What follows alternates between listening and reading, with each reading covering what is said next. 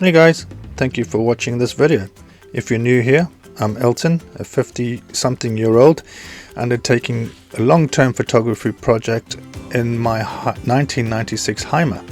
So you can expect to see travel photography and video from historical sites that I visit, landscape and nature photography, wildlife and animal photography from around my travels, and also video tutorials, camera gear reviews, and hints and tips of van life and long-term travel. So please do join me and hit that subscribe button. What is wrong with me?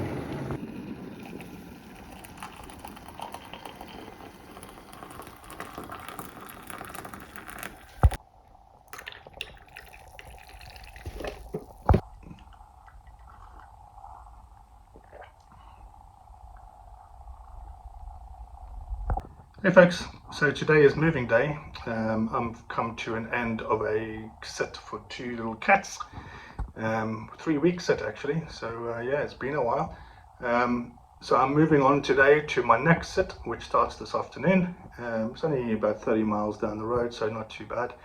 But I thought I'd do this video and give you an idea of the Easylifter trailer and why I personally don't think it's suitable for someone who's full-time van life towing a motorcycle, especially so if you're regularly on the move, every 2-3 days. If you're using it as to tow your bike, a few times a year, maybe a weekend here and there, or during the summer holidays, that kind of thing, I think it's perfectly fine. But it isn't a light trailer. It weighs quite a bit, all the pieces. On your own, it can be a problem because if you don't get if your vehicle's not level, you will have problems getting the trailer off the ground high enough to put the wheels on the bottom, all that kind of stuff. So yeah, it can be a nightmare if you're regularly moving, and especially so if you're on your own and having to load the bikes on your own. I suppose one of the things most of the people I've seen with this particular trailer tend to have smaller bikes, so scooters and 125s and these kinds of things, whereas my bike is quite large. It's a very tall bike, a very high ride, so that probably doesn't help, because I have seen instances when I was working on a campsite last year where people weren't dismantling the trailer once they arrived on site. They would just use a ramp to get the bike off, and then once they were departing, they would just use a ramp again to get the bike back up onto the deck of the trailer, thereby not having to dismantle and remantle it all the time. With my bike, because it's so tall, it's not feasible, because by the time it's on the deck, the handlebars are well above my head, so I don't have control of the bike to be able to do that. So yeah, I'm reconsidering whether this is the best trailer for me, or if I even continue to tow the bike around the country. But yeah, that's something I'll ponder for the next few weeks and make a decision about. I'm going to trial not taking the bike with me on a few sits. I've got somewhere that I could possibly leave it and store it for a few weeks, and then just see how I get on these sits without the motorcycle and just using the van and the bicycle. All right, well, let's show you what a moving day looks like, shall we?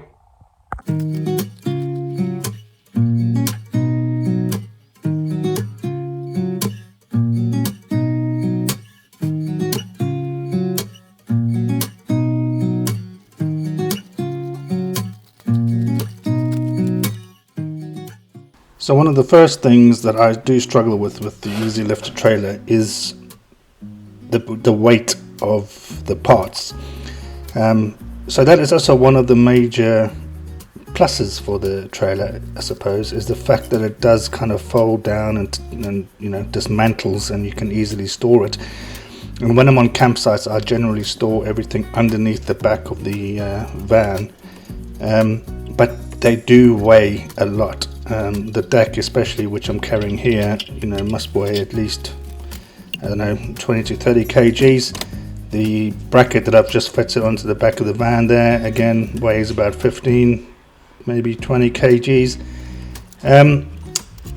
which is, manageable. I'm not dying. I've got strength in me, but it does get a bit of a nightmare, especially when things don't work as they should. So, you know, as I've mentioned, if the van is not completely flat, then it just doesn't fit properly, and the deck has to be raised off the ground. As you can see here, I'm struggling to get the deck into the bracket arm, so I'm actually having to use a piece of wood just to lift it up so that I can then slide the deck in properly. So these things become an issue. You know, it's not as simple as just putting things in and tightening bolts and putting clips on. You know, you've got all these fiddly bits and bobs, and in all the traveling I've done so far with this trailer, I've never not had to kind of fiddle with it to get the height right, and just to get things to fit. So it becomes an issue when you're having to drag all these heavy bits backwards and forwards all the time, especially if you're doing it on a regular basis, which is why I say, you know, I don't feel this trailer is particularly suited to someone like myself who's traveling on a regular and full-time basis. You know, if you're using it occasionally, then fine. So as you can see here, I can't get the jack on because the deck is too low, so I'm having to try and lift the deck whilst I try and get the bottle jack onto the arm, and this is where it all becomes a bit tedious and back-breaking really. You've got to lift the deck whilst you put the bottle jack onto the arm, and when you're on your own, this can become a bit of a tricky thing.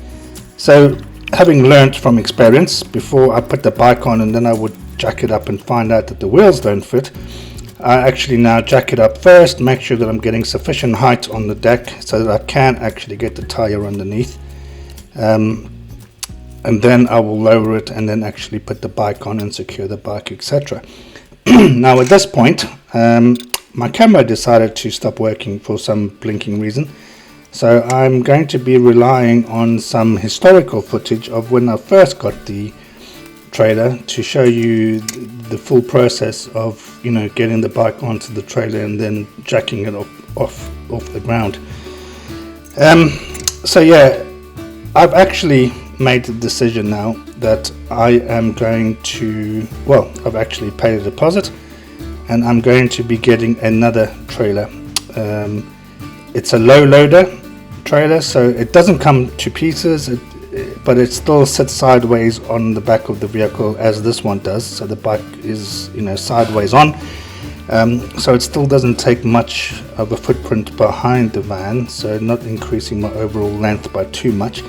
However, it's just going to make things easier because it's a static trailer, as I say, but the loading deck is only about 50 centimeters, actually I think it's less than 50 centimeters off the ground, and it comes with a little ramp to get the bike up on. So 50 centimeters off